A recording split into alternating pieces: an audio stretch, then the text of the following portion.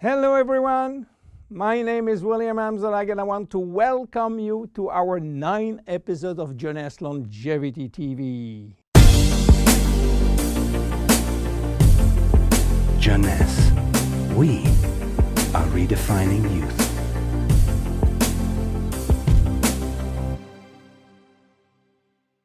Obesity, or should I say globesity. Today, obesity is a worldwide epidemic disease. There is an outrageous eruption of a worldwide obesity even in the countries where not so long ago famine was the #1 health issue. The fatness of the world is changing rapidly, and this is very disturbing because it's going out of proportion and nobody can get any control of this new epidemic. Many children become obese and then become obese adults. The diseases associated with obesity, such as heart disease, cancer, and especially diabetes, will explode. That will mean a lot of sick people all over the world. The cost in terms of death, diseases, and money spending is just astronomical. Think about today, there is in the world about 3 billion people overweight and 800 million real obese. The cost of obesity in the United States is about 150 billion per year, which is 10% of the total U.S. medical cost. So what is the difference between overweight and obese? Overweight means that you gain only few kilos above standard, from 1 to 15 kilos for adults. Above this threshold, you're considered as obese. If you wish to get more detailed information, then you have to calculate your BMI, which means your body mass index, by using the following formula: your weight in kilo divided by your height in square meters. If your BMI shows score under 18.5 per square meter, it means that you need to gain weight. You are underweight. If it is between 18.5 and 25, you are in normal standard. Between 25 and 30, you are overweight, and above 30, you are qualified for obesity. Note that BMI is a standard tool which do not apply in extremes like very tall people or very small people, and also should be adapted to children. Why people become obese? It is very simple in theory, but become more complicated when we reach fat metabolism. We are gaining weight or fat when we eat more than we spend in terms of calorie, or when we spend less than we eat in terms of calorie. So how do we get energy? The body will get energy only from the food, knowing that 1 gram of carbohydrate will release 4 calories, same for proteins, but 1 gram of fat will release 9 calories. So all depend on how much you eat and what kind of food you eat. If the food is rich in fat or in protein or in sugars. Now, how do we spend energy? There are 3 ways to spend energy. The first one is what we call basal metabolism, which is the necessary energy required to get our body working and all our million of chemical reaction working and working properly. This requires approximately 1 calorie per kilo and per hour. So if you weigh 60 kilo, you will spend in 24 hours 60 multiplied by 24 equal 1,440 calories per day. And this is good news because you have no control on that. The second spending is the necessary energy to fight against heat or cold. And these depend on the environment and the way that you are protected against heat or cold. It is called thermogenesis. And again, you have little control on that.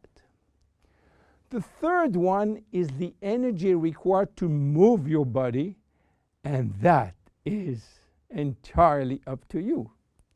This is to say that physical activity is the only controllable way to spend energy.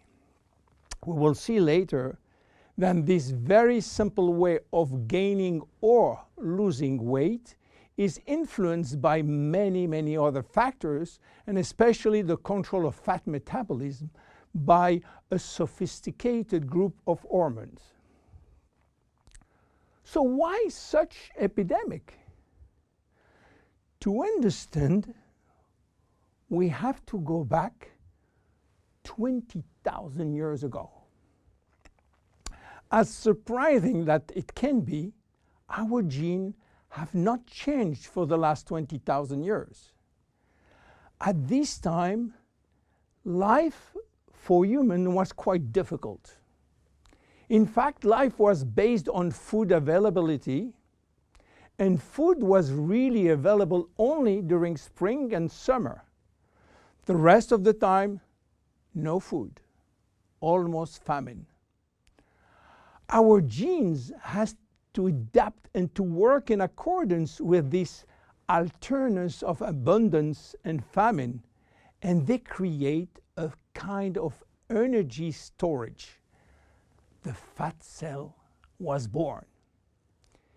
This cell has the capacity to store all kinds of energy derived from fat, from carbohydrates, and even proteins. It can increase 50-fold its size and retain energy in the form of triglycerides. Because of uncertainty of food availability, our genes were oriented toward the saving mode, which means that every time we eat, all the energy coming from the food was oriented in the storage facility. What happened 20,000 years later? Our genes are still oriented towards saving mode, but there is no more famine.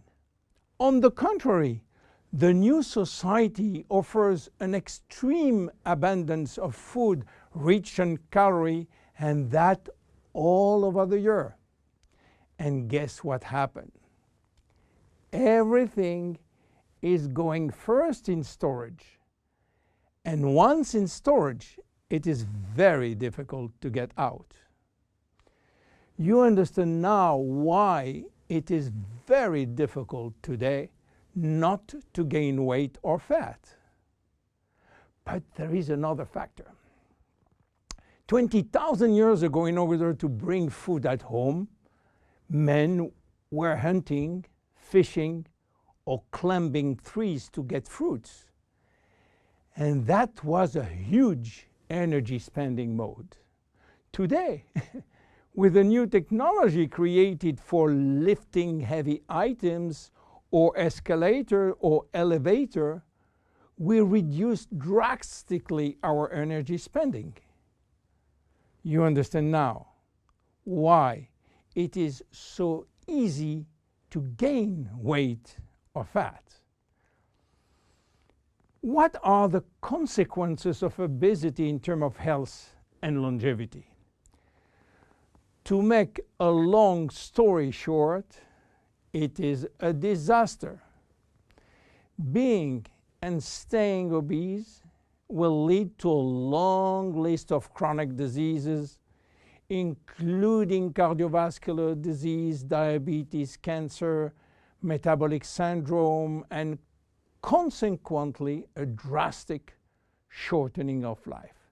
That will not account for the uncomfortable physical, emotional, and mental consequences of being heavy for ourselves and for our relationship. In terms of aging, obesity is shortening telomeres, increasing DNA damage, and reducing stem cell pool. So what to do for reducing obesity? Obviously, it is quite difficult considering the worldwide effort of the medical community with so small results. Health authorities are repeatedly organizing campaigns to inform people about the consequences of eating too much sugar or fat or the lack of exercise. But the food industry until now do not help and still putting on the market food rich in bad sugar and bad fat. The first step is to be convinced that improving your lifestyle, which means improving your nutrition, your physical activity, managing your stress and your emotion, in order to stop impulsive eating, will be a very good action to preserve your life and your longevity. The second step will be to use specific food supplements to help managing your fat metabolism and rebuild the muscles that you lose when lacking exercise. This is why Jeunesse decided to create a new line of product specially designed to counteract craving, to help fat metabolism, and to reduce muscle loss. Be with us in our next episode dedicated to the Zen Body line. My name is William Amzalag, and I will see you on our next episode. Thank you.